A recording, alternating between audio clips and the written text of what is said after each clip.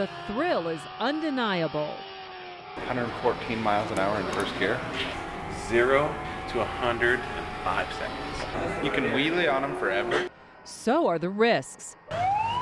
Crash after crash. We've tracked them. In Utah, 9 deaths in 13 months, 3 just this spring. In hospital ERs, sport bikes are known as donor cycles. Because they do come in with much more severe injuries because of their speed alone.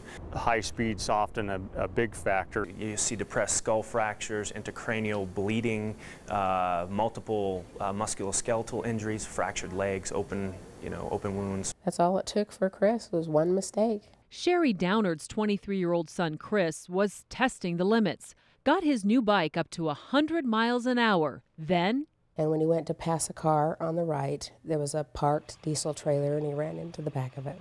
Chris died instantly. It was maybe his 4th time on a bike he'd bought with 0 experience.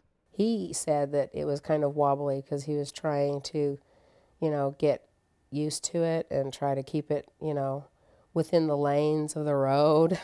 After talking with parents of those who died, we noticed a disturbing pattern. Stories just like Chris's.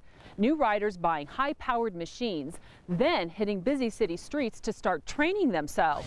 We went undercover to 6 motorcycle shops to pinpoint why it's happening and who's to blame. These are dangerous machines, you know that, right? I would say don't go any bigger than a 600. Probably want to start out a little smaller. The salespeople told us straight up, the bikes are dangerous, but that's half the fun.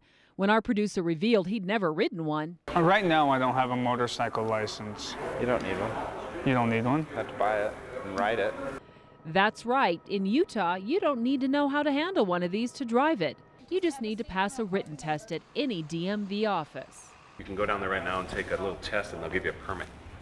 Then you can legally ride for 6 months. What? Let's review that. State law says new riders with a permit can train themselves for 6 months on public roads before taking the driving part of the test. We discovered many of these drivers are killed or seriously injured before they can even make it back. A government study on motorcycle crashes found most accidents involve self-taught drivers. The state's own motorcycle study guide warns about the risks. Bikes require special skills and knowledge. Straighten it up. Dale Bell is a motorcycle enthusiast who runs safety classes for thousands of riders each year, classes the state does not require. The first 6 months is the most hazardous time for a rider because they haven't ridden. New technology makes these machines faster, cheaper to own, and more popular than ever. State law? It's standing still. No changes in 15 years. Bell says now might be the time for Utah to switch to a licensing system that works in other countries. You have to ride smaller bikes before you can progress to a larger bike, and you have to test at different levels to prove that you have the ability to operate the machines.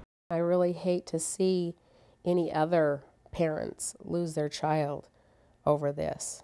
Some laws or something needs to change.